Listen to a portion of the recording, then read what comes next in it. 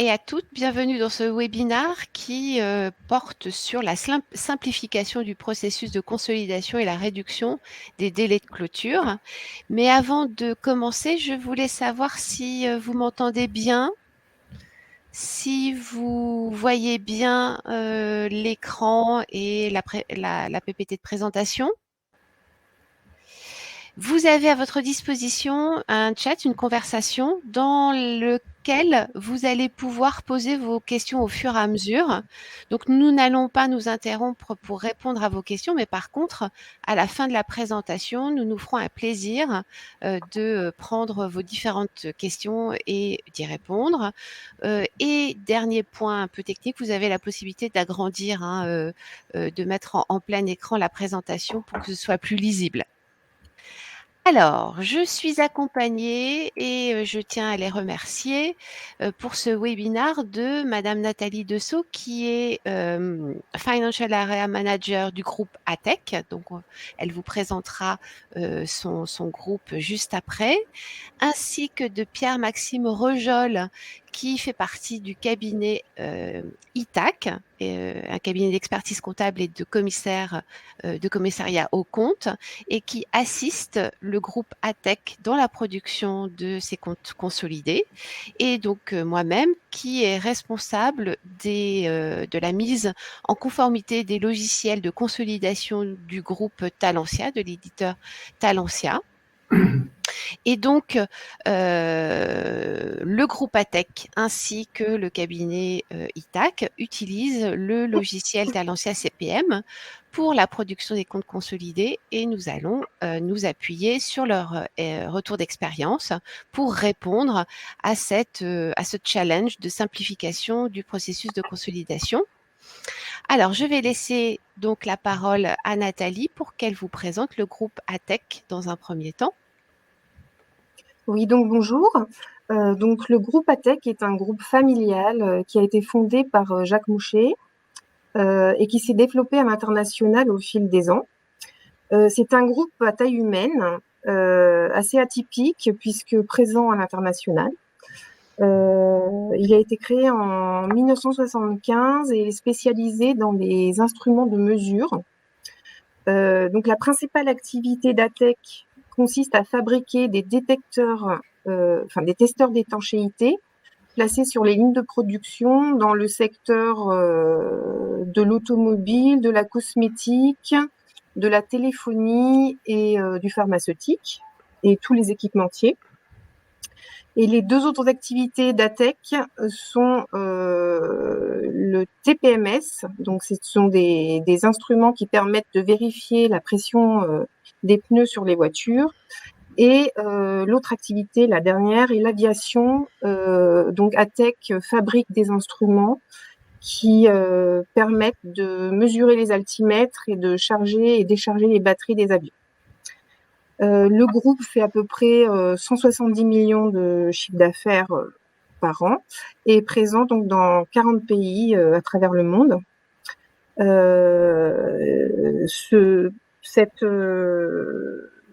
organisation est principalement se veut proche des clients, puisque ATEC assure le service après-vente de tous ces instruments. Et ATEC vend et entretient 275 000 testeurs d'étanchéité et est installé auprès de 5 000 clients. Le groupe est organisé avec 3 unités de production, donc 2 en Asie et 1 en France, qui vendent à toutes les filiales dans le monde qui commercialisent les instruments. Pour ma part, moi, je suis contrôleuse financière de la zone euro et j'ai un autre collègue qui s'occupe de la zone Asie. Pardon. Et la mère a basculé récemment en Asie et son siège social est désormais situé à Singapour. Nous allons maintenant laisser la parole à Pierre-Maxime pour présenter le cabinet ITAC. Bonjour à tous, je suis Pierre-Maxime Rojol. J'ai fondé le cabinet ITAC il y a 10 ans à peu près. On est un cabinet multi-activités avec une composante consolidation assez forte de 5 personnes aujourd'hui. On travaille sur divers outils, mais avec une prépondérance pour Talentia CPM. Et on fait, en gros, dans la consolidation, 3 métiers qui sont l'externalisation complète, qu'on peut avoir dans différents cabinets. Et puis, on fait aussi de la gestion de projet et de la formation quand on implémente un outil. Et puis, enfin, on fait de l'hébergement et du support. Et c'est ce qu'on fait notamment pour le groupe ATEC, où on assure la maintenance de l'outil à travers le monde et l'installation de différentes versions quand c'est nécessaire. Voilà, on est situé à Grenoble, mais on a des clients un petit peu partout, y compris à l'étranger. Merci à vous deux. Alors, nous vous proposons l'agenda suivant pour le webinaire. On va commencer dans un premier temps par rappeler, mais très brièvement, les enjeux qui sont soumis à la direction financière aujourd'hui et plus particulièrement au niveau du département consolidation. Nous allons ensuite vous présenter les bonnes pratiques que nous pensons que chaque groupe doit mettre en place en fonction des enjeux qu'il a définis préalablement, et nous ferons un retour d'expérience via le groupe ATEC assisté du cabinet ITAC. Et enfin, nous pourrons répondre à vos questions si vous en avez à la fin de ce webinaire. Donc, pour illustrer les différentes difficultés qui sont aujourd'hui le quotidien des directions financières, nous avons repris une étude qui avait été demandée par notre société à Aberdeen Survey, qui nous a indiqué que 52% des DAF pensent que leurs décisions, les décisions qu'ils prennent, ne se reposent pas sur une donnée fiable, ce qui est particulièrement ennuyeux. Et du coup, pourquoi? Eh bien, parce que les données peuvent être inexactes, il peut y avoir des écarts entre les besoins métiers et les analyses. La fiabilité de l'information n'est pas bonne. Il peut y avoir des déconnexions entre les budgets qui sont élaborés et la réalité. Et surtout, les processus peuvent être compliqués, chronophages et déboucher sur une donnée qui n'est plus ou pas suffisamment fiable. Et donc, les challenges qui sont posés à la direction de la consolidation sont ici de 3 ordres, mais qui peuvent être différents selon les groupes. Et donc, nous verrons, pour ce qui est du groupe ATEC, quels sont ces challenges. Mais on peut retenir, voilà, est-ce que c'est l'exactitude des informations, donc la fiabilité de l'information, ou est-ce que c'est les délais pour recevoir cette information? Donc, est-ce que c'est plutôt une contrainte de délai de production des comptes, ou est-ce que il y a des problèmes au niveau de la mise en place du système d'information parce qu'il y a trop de systèmes qui sont déconnectés? Et d'ailleurs, voilà, quel est le constat au niveau des systèmes d'information du département finance, qui est de plus en plus complexe. Pourquoi? Parce que vous avez une multiplicité des logiciels qui servent à la production des comptes. Vous avez ensuite à peut-être passer des écritures, des retraitements manuels pour arriver à la production des comptes consolidés, ce qui entraîne une perte de la fiabilité et de l'analyse ainsi que de la communication. Et tout ça, c'est à multiplier par le nombre de collaborateurs. Donc, il va falloir trouver des bonnes pratiques pour réduire la complexité du système d'information et donc de simplifier le processus de consolidation au niveau du département finance. C'est ce que nous allons essayer de vous expliquer dans ce webinaire en vous proposant la mise en place de bonnes pratiques avec le retour d'expérience du groupe ATEC. Avant, du coup, de vous proposer ces bonnes pratiques, nous voulions vous revenir sur le contexte du groupe ATEC au niveau de l'organisation de sa consolidation et du coup, quels sont pour eux les enjeux principaux et ce qui a été mis en place pour répondre à ces enjeux. Donc, je vais laisser la parole à Pierre-Maxime. Alors, le groupe ATEC, avant de pouvoir déterminer un processus de consolidation, il convient avant tout de présenter le groupe. Le groupe, en fait, est un groupe en râteau, c'est-à-dire qu'il a une holding avec des filiales qui sont toutes détenues par la holding, mais il a 2 périmètres. Et il avait 2 périmètres, dont un en 9902 pour le palier Europe et un en norme Singapour pour le palier Asie. Ces 2 périmètres qui avaient 2 holdings différentes se sont réunis en 2021, comme l'a expliqué Nathalie en préambule, et désormais, on n'a plus qu'un seul jeu de compte, qui est un groupe, qui est une consolidation légale en norme IFRS Singapour. Donc ça, c'est pour poser l'organigramme. Après, dans les desiderata de la direction financière, dont dépend les contrôleurs financiers, dont dépendent les contrôleurs financiers, il y avait une chose qui était importante, c'était d'abord la fiabilité. Le coût, c'est-à-dire qu'il n'y avait pas la volonté d'embaucher des consolideurs en interne ou de démultiplier les dépenses pour pouvoir assumer la production des comptes consolidés. Il fallait que l'outil quand même ait une certaine souplesse, ou l'organisation ait une certaine souplesse. Et puis surtout, les délais n'étaient pas prioritaires, même si, prioritaires par rapport à ce que d'autres groupes ont. Par exemple, il y a des groupes qui sortent leur compte à J+15, J+20 ou même bien avant. Ici, le délai en avril est tout à fait suffit largement au groupe du moment que les informations sortent avec une certaine fiabilité. Merci. Donc, c'est intéressant hein, puisque en fonction de l'organisation et des enjeux donnés à chacune des directions financières, donc nous allons avoir des objectifs qui vont être différents. Mais malgré tout, il nous semble qu'il va falloir mettre en place des bonnes pratiques. La première étant de formaliser les processus et donc d'identifier au sein des processus de consolidation les différentes opérations il va falloir mettre en œuvre pour sortir les comptes consolidés et surtout d'affecter les bonnes ressources. Pardon. Et donc, pour cela, il va falloir bien définir le processus avec les opérations, surtout les sources de données qui vont permettre de récupérer par exemple les données sociales. Donc on va voir qui récupère ces données sociales, surtout sur quel support et quand. Et du coup, il va falloir viser à améliorer cette organisation en interne en connaissant suffisamment l'expertise de chacune des personnes de l'équipe et peut-être d'externaliser certaines tâches pour mieux sécuriser et maîtriser. Donc, ça peut être au niveau de l'infrastructure, donc au niveau du produit, mais ça peut être aussi au niveau de la gestion du réglementaire.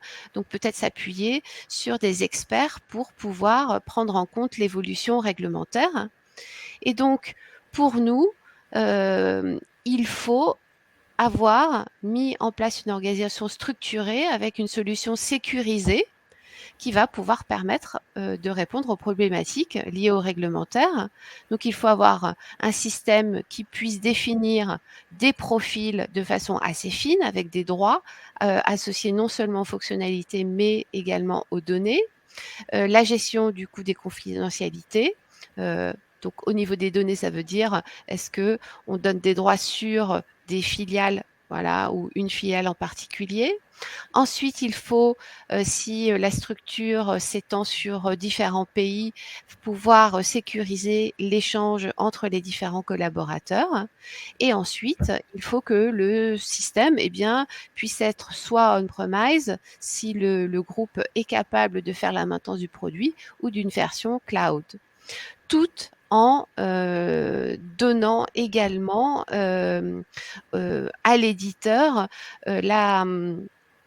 la possibilité de faire la modification liée au réglementaire et donc de déléguer ce point pour pouvoir gagner du temps. Et donc, nous allons voir comment le groupe ATEC a mis en place cette première bonne pratique.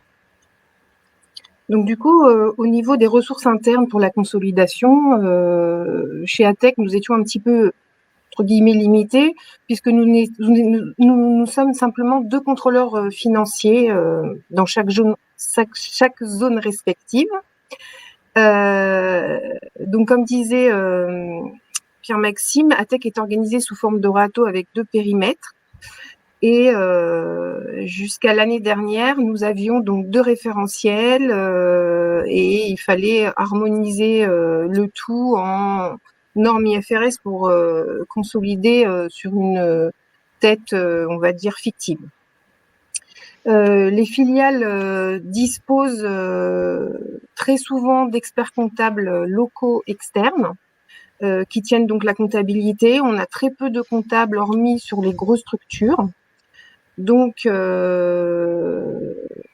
a fallu mettre en place des formations pour tous les comptables externes et comptables sur Talentia.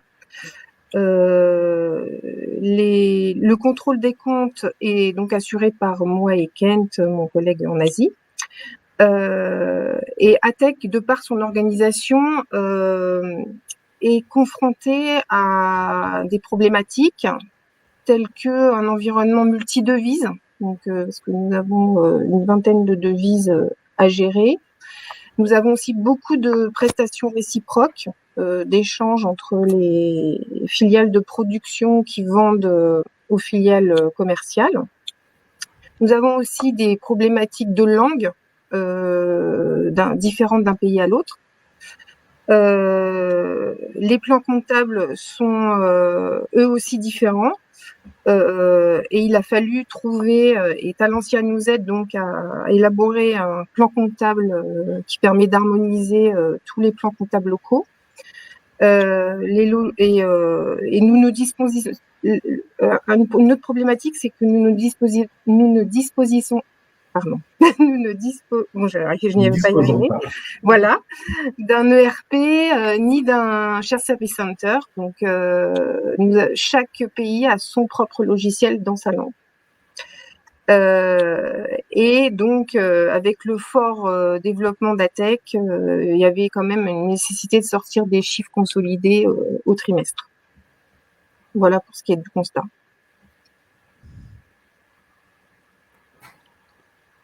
Vous voulez que je... Ouais. Oui, Pierre-Maxime. Alors, justement, donc, la première chose qui a été faite, c'est de définir les rôles de chacun, de savoir qui allait faire quoi, et on s'est dit qu'il y avait quatre acteurs dans la consolidation. D'abord, il y avait les contributeurs, c'est-à-dire ceux qui collectent la donnée, qui sont absolument pas des consolideurs, qui sont souvent pas très familiers avec la consolidation, et à qui, en fait, on va donner des tâches pour remplir les liasses de conso, y compris les flux, pour pouvoir sortir notamment les tableaux de flux de trésorerie, ce à quoi ils ne sont pas habitués. Donc, ça, c'est la première catégorie de personnes. C'est la plus nombreuse, hein, elle est sur tous les sites, que ce soit des experts comptables ou des comptables locaux.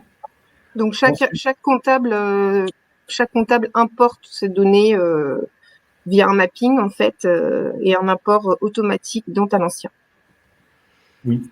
Et ensuite interviennent les pilotes, on va dire pilote mi-consolideur, c'est notamment le cas des 2 contrôleurs financiers, qui en fait assurent la qualité des données et qui vont superviser que toutes les données qui sont rentrées ne présentent pas d'anomalies, sont correctement renseignées, sont conformes à ce qui est souhaité et puis correspondent bien aux données financières de la filiale, puisqu'ils les auditent très fréquemment. Donc, dedans, on résout tous les problèmes liés au TFT, l'histoire des flux, l'affectation analytique, si elle n'est pas totalement complète. Et ces pilotes, un en Asie et un en France, dont Nathalie et Duzo, font, on va dire, l'essentiel du nettoyage de la donnée avant consolidation. Ensuite, il y a les consolideurs. Donc aujourd'hui, c'est une partie qui est externalisée dans notre cabinet où nous allons effectuer toutes les opérations de consolidation, de passage des normes, de retraitement, de maintenance de l'outil, de restitution des données, d'externalisation, de restitution aussi des plaquettes. Et donc, en fait, c'est toute cette partie en fait, qui est importante, mais qui repose sur les deux maillons précédents sans lesquels, en fait, on ne peut pas sortir la donnée financière. Donc, les deux premiers sont vraiment très, très importants pour nous. Et puis, enfin, il y a un quatrième acteur qui est le CAC. Il se trouve que les CAC sont assez familiers à la consolidation, donc on leur a créé un profil particulier dans l'outil pour qu'ils puissent valider l'intégration des données au fur et à mesure, pour pas qu'il y ait un boulet d'étranglement. Et au fur et à mesure qu'une société est entrée, par exemple, si Atec Brésil est rentré en février, on les tag en disant Atec est rentré, et puis eux, dans le plan du mois de février, vont valider l'import et puis le fait que la donnée soit intégrée. Ce qui fait qu'on n'a pas de boulet d'étranglement en sortie, puisqu'ils sont, après, les temps des CAC sont consacrés qu'aux opérations de consolidation. Donc, ils ne reprennent pas tout le travail sur un temps limité, ce qui est quand même plus facile à gérer entre nous. Donc, juste une aparté par rapport au système, je vous ai fait une copie écran, un screenshot de la façon dont on gère les droits pour certains. Donc, voilà, on a créé les administrateurs, on a créé les contributeurs, et vous voyez que les contributeurs n'ont pas d'accès au paramétrage, à un certain nombre de choses. Ils peuvent saisir de la donnée, la modifier, mais par contre, leur accès est quand même assez limité, et normalement, l'accès est limité à la société pour laquelle, ou les sociétés pour lesquelles ils vont faire la contribution. À côté, vous avez les auditeurs dont on a parlé. Alors, eux, ils sont qu'en consultation, ils ont très peu d'accès et ils ne vont pas pouvoir modifier quoi que ce soit. Ce qui est logique, puisqu'ils sont superviseurs, enfin réviseurs. Ensuite, il y a les pilotes. Et si vous regardez, ils ont à peu près les mêmes droits que les administrateurs, puisqu'en réalité, aujourd'hui, nous, les pilotes, très habitués à la conso, font de plus en plus d'opérations de conso. Donc aujourd'hui, on a laissé, on va dire, des droits quasiment identiques, mis à part peut-être l'administration du système. Très bien. Donc, au niveau de la bonne pratique 2, donc une fois qu'on a défini, comme vous l'a indiqué Nathalie et Pierre-Maxime, le processus, eh bien on peut, et donc l'affectation des bonnes personnes à chacune des opérations qui composent ce processus, on peut définir les opérations au sein de ce processus qui peuvent être automatisées et la façon dont on va contrôler que ces opérations eh bien, ont généré de la donnée qui va être fiable. Donc, au niveau de ces différentes opérations, eh bien, il faut bien entendu que le logiciel soit capable d'automatiser les opérations de collecte et des contrôles des données. Donc, ça va de l'intégration multisource des données sociales avec la possibilité d'avoir une piste d'audit qui remonte jusqu'à la balance et du coup des différents comptes de la balance qui ont permis de générer l'impact sur le compte de consolidation. Mais c'est également une automatisation des retraitements de consolidation, des opérations intra-groupe, ça, il va sans dire, et puis une automatisation de la publication des états financiers afin de laisser du temps pour l'analyse, mais ça, on verra que c'est notre bonne pratique numéro 4. Mais vous pouvez également automatiser d'autres opérations en amont, comme l'automatisation du périmètre, ainsi que la restitution d'opérations pro forma ou d'opérations, enfin de segmentation de l'information.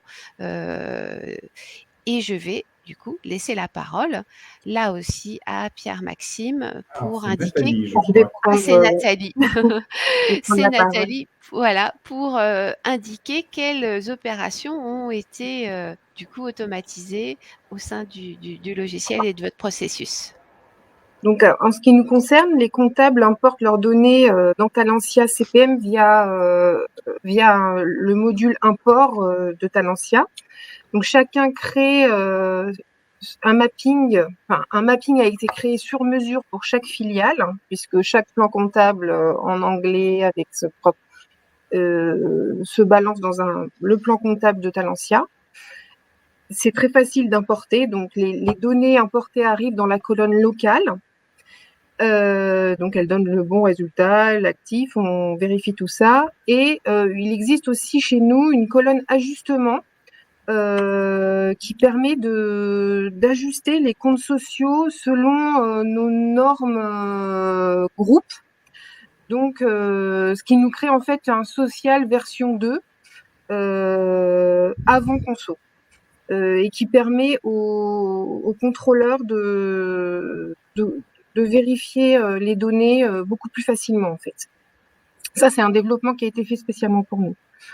Et il y a possibilité, donc ça c'est tout ce qui est social, donc les 3 premières colonnes. Et ensuite, vous avez donc les colonnes par activité. Donc il y a possibilité de faire une consolidation analytique en respectant chaque activité. Donc au comptable de rentrer en fait, de splitter les montants par activité.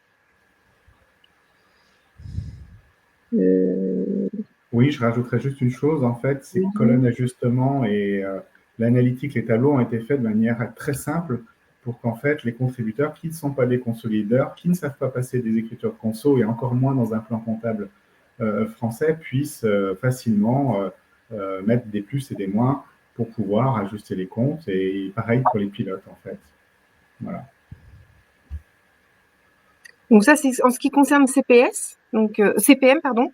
Et alors là, maintenant, je vais vous parler du module IWS qui permet de gérer les réciprocités intra-groupe. Dans notre groupe, nous avons énormément de réciprocités en outils de vie. Donc, chaque comptable saisit sa réciprocité de son côté, en fait. Et donc c'est du, comment dire, ça permet de consolider directement avec les autres filiales sans échange de documents. Et le système nous permet aux pilotes comme aux contributeurs de voir directement tous les écarts de réciprocité et de les gérer avant un import dans Talentia CPM. Et en fait, cet outil d'intercompagnie réconciliation est vraiment un vrai plus, puisque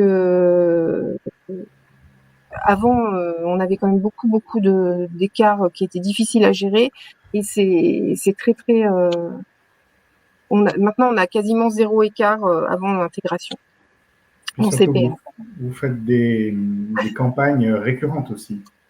On fait des campagnes trimestrielles, donc on s'ajuste au fil de l'eau pour ne pas avoir à la fin à gérer une multitude d'écarts. Et pour nous, à la consolidation, c'est très agréable, puisqu'une fois que le système est rodé et fonctionne bien, et dès qu'on exporte le fichier, il faut moins de 15 minutes pour l'importer. Et bon, si au départ, dans la mise en place, on a quelques erreurs qu'il faut résoudre, aujourd'hui, ça roule et en moins d'un quart d'heure, on a tout importé. Et si les taux de change ont bien été renseignés de part et d'autre, à la fois dans IWS et dans CPM, en fait, les écarts restent à zéro. On arrive à des écarts quelquefois de 11 € sur tout le groupe. On est très content.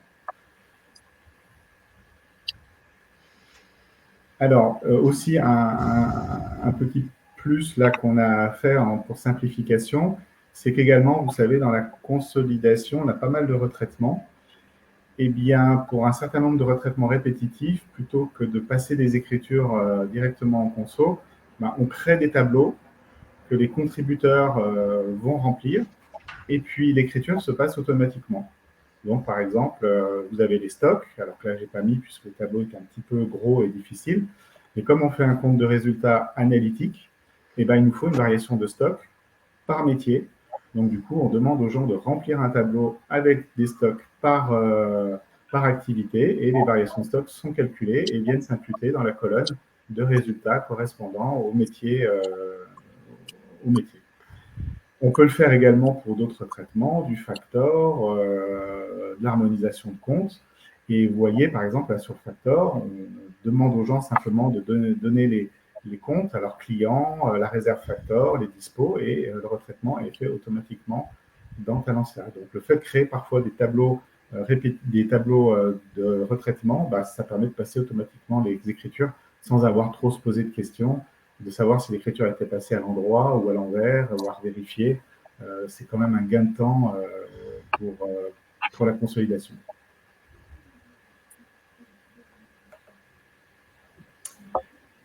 Alors, sur le paramétrage de la consolidation pour gagner du temps, donc comme expliqué Nathalie, il y a eu, on a mis une gestion de version de données, donc la colonne locale qui est la V1 et l'ajustement qui est la V2. Mais on pourrait très bien avoir de la V3, de la V4 et ainsi de suite, ce que font certains groupes. Donc ça, c'est bien. On garde toujours l'historique du local et on ajuste nos comptes en fonction de la variation de stock, les provisions, enfin une harmonisation de groupe. Ensuite, bien paramétrer les intercos. Donc ça, c'est ce dont on a parlé. Une fois que c'est fait, ça marche très, très bien. Et ensuite, ce qui est important, c'est aussi de bien paramétrer en amont les référentiels. Donc, comme on vous l'a dit, on avait 2 référentiels différents, très différents, du 9902 sur une holding et de l'IFRS Singapour. Alors, on l'appelle Singapour parce qu'il y a 2-3 différences avec l'IFRS, même si elles ne sont pas très importantes.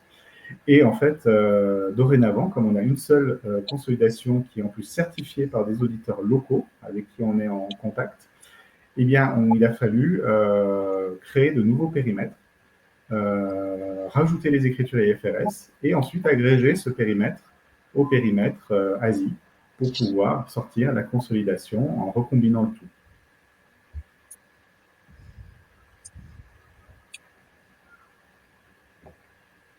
Alors, comment on a fait? On a créé 2 périmètres. Donc, vous avez un périmètre historique qui est la 3e ligne, donc le 2e encadré rouge, qui est le périmètre ATEC en 9902. On l'a dupliqué avec la même mère et le même portefeuille de titres. Et on a rajouté des écritures IFRS spécifiques dessus pour ne pas perdre la donnée ancienne, pour surtout pas avoir à la ressaisir d'une manière ou d'une autre, ni par import, ni par ressaisie manuelle. Et ensuite, on a créé un nouveau périmètre également, une nouvelle combinaison, ATEC Singapour Euro, puisque tout est quand même restitué en euros, et puis c'est autorisé en local. Et on appelle ça le périmètre monde en IFRS et euro. Du coup, il est un petit peu plus bas, je ne l'ai pas surligné, mais c'est la 4e ligne en partant de la fin.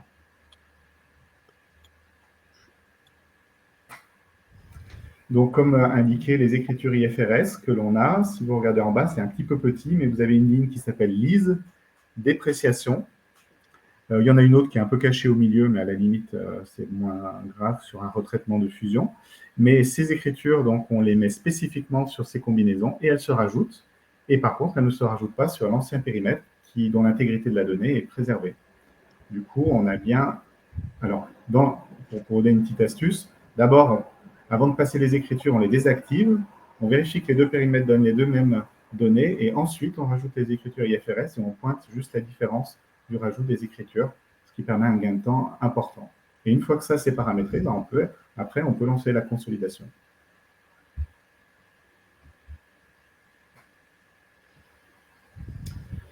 Donc une fois que tout ça c'est fait, là vous avez une petite fenêtre de restitution. Quand vous êtes dans les états de restitution, vous choisissez vos dimensions, votre périmètre, votre combinaison, et après les données, si elles sont bien agrégées dans la bonne boîte, elles ressortent telles que vous les avez demandées. Donc, pour rappel, la combinaison, puisqu'on parle de combinaison de périmètre, ça peut être un petit peu obscur.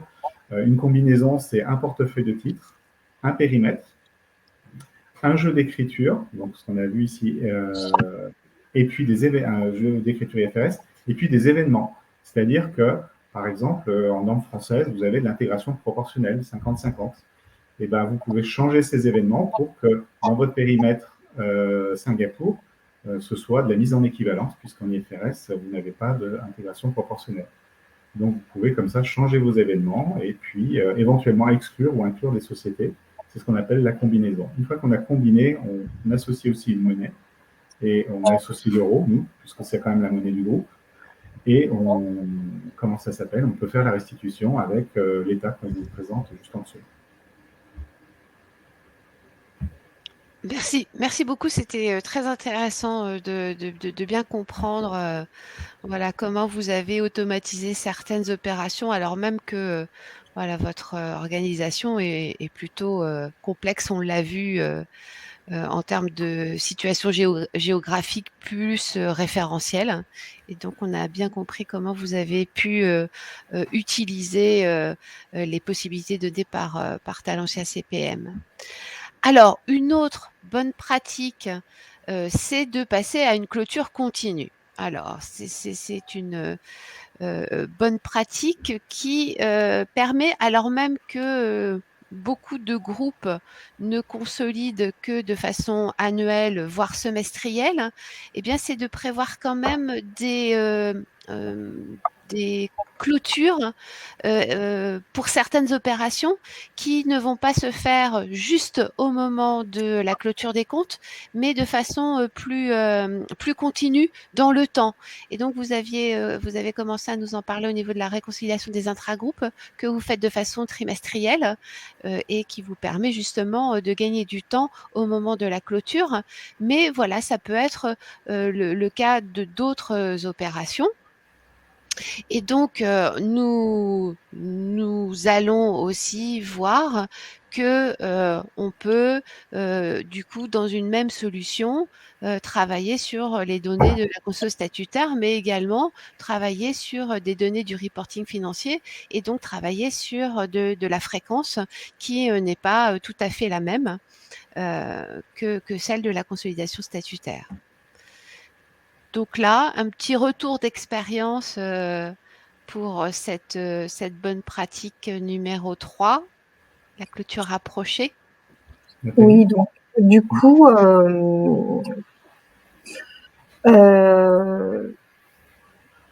a donc réussi chez ATEC, grâce à Talentia et à ITAC, à sortir la consolidation de façon trimestrielle, à peu près à 45 jours après chaque clôture, ce qui est quand même pas mal, étant donné qu'on a quand même des comptables partout dans le monde et avec des problématiques différentes.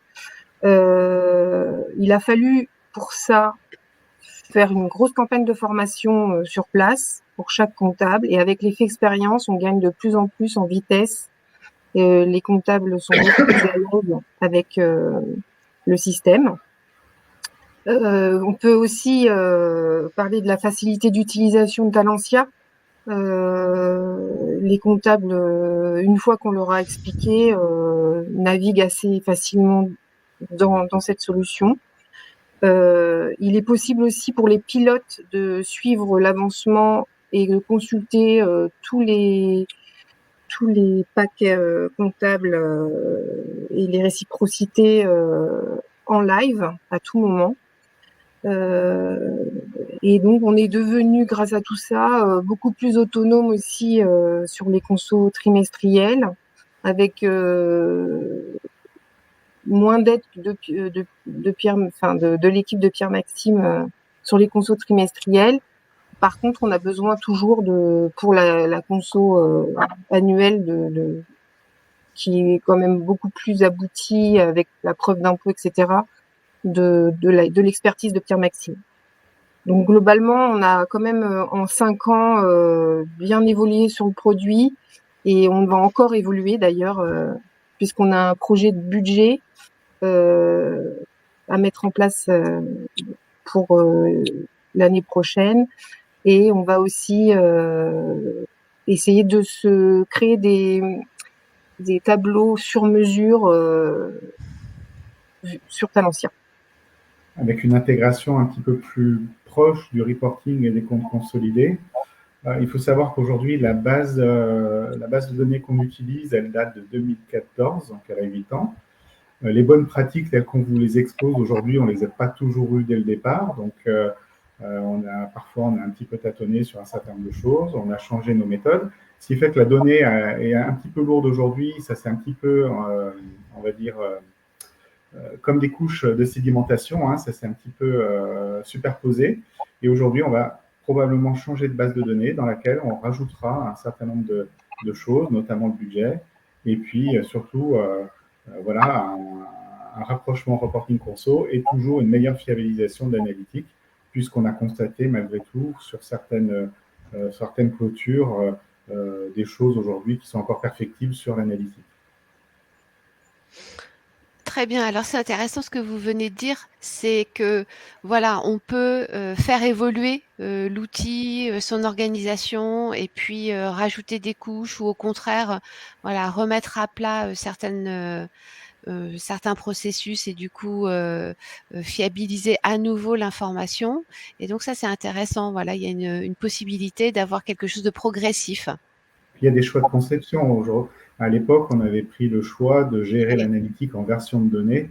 Mm. Peut-être que dans la nouvelle base, on le fera avec des dimensions croisées plutôt. Enfin, c'est à Oui. réfléchir. En tout cas, c'est des vraies questions Mm. pour avoir une donnée plus rapide encore et plus fiable. Oui, très bien. Alors, notre dernière bonne pratique, mais je veux dire, c'est voilà, l'objectif général de l'application des bonnes pratiques, c'est de permettre voilà, d'obtenir une donnée la plus fiable possible qui va permettre voilà, de donner plus de temps à l'analyse et à la communication de la direction financière vers la direction générale, puisque on sait très bien que voilà, un des objectifs de la direction financière, c'est aussi d'avoir cette dimension stratégique.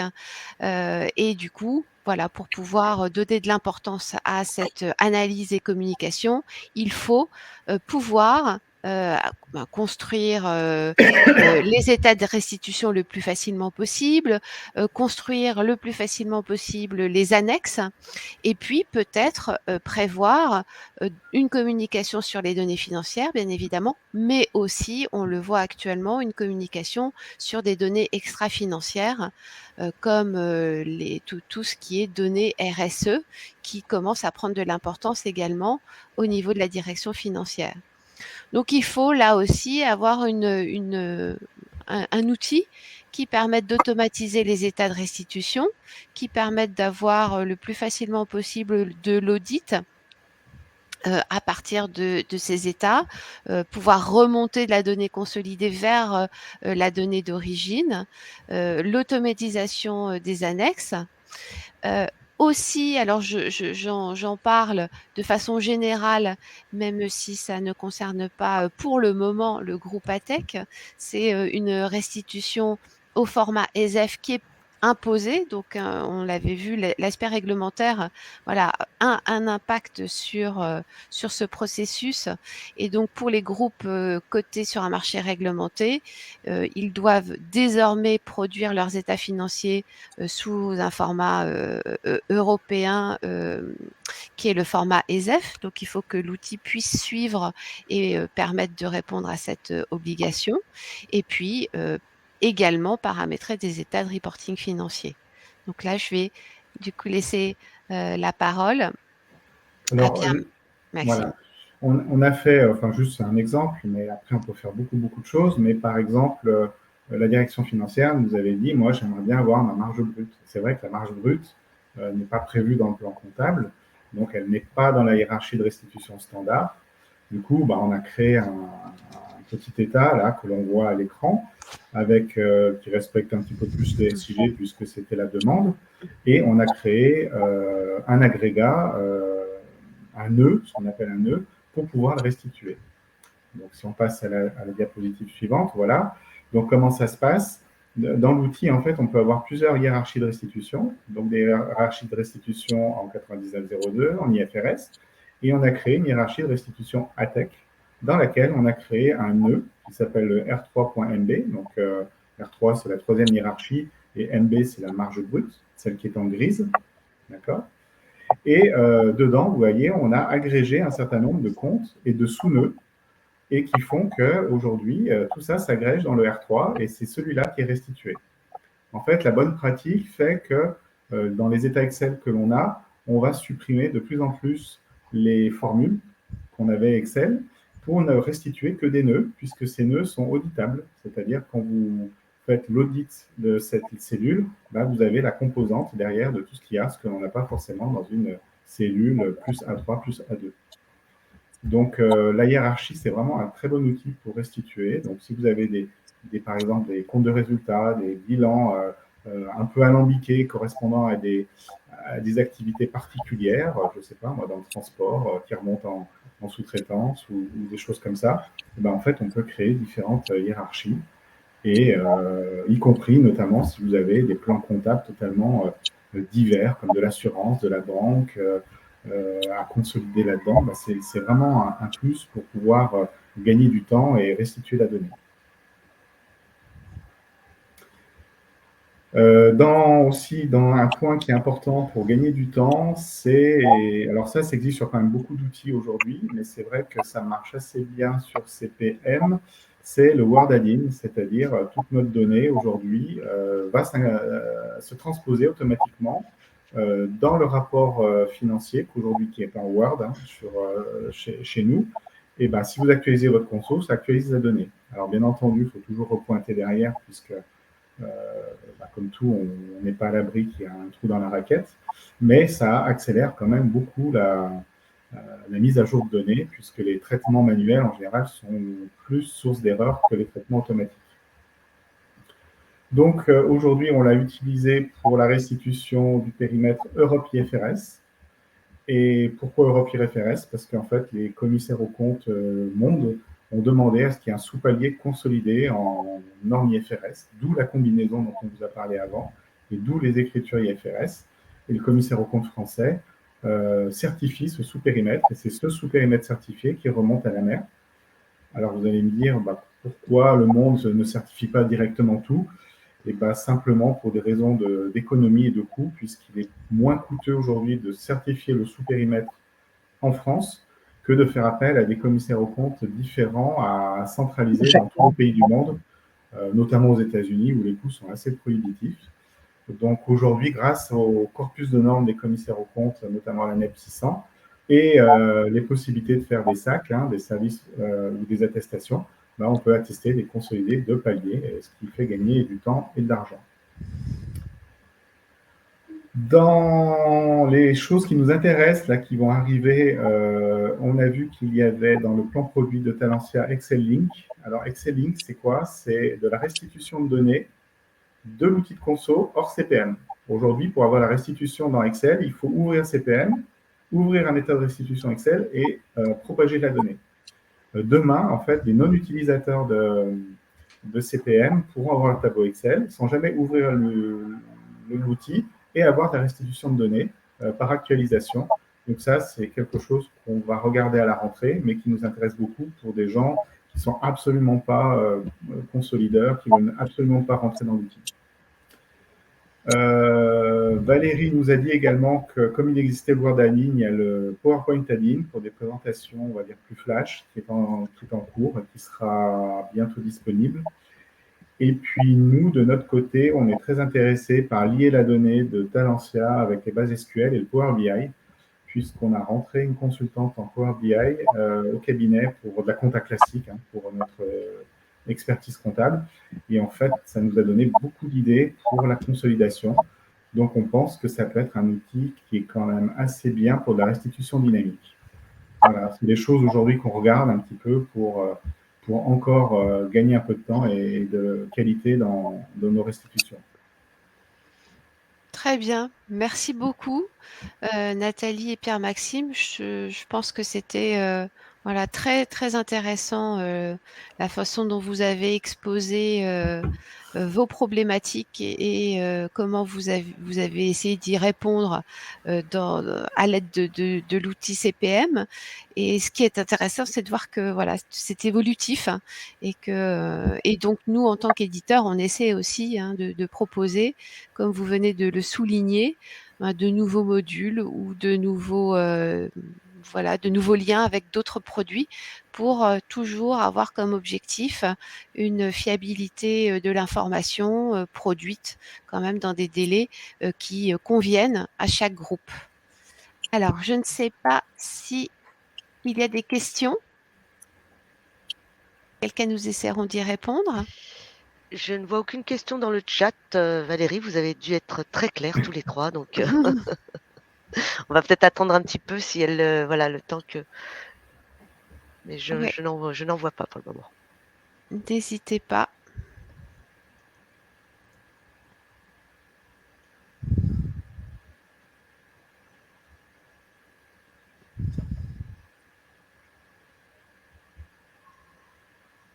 Peut-être que s'il n'y a pas de questions, pour le moment, on va pouvoir mettre fin au webinar.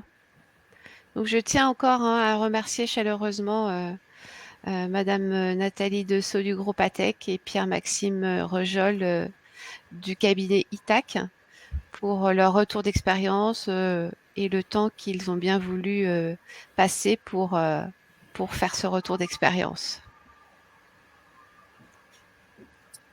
Merci à tous. Merci. Bonne journée. Au revoir. Au revoir.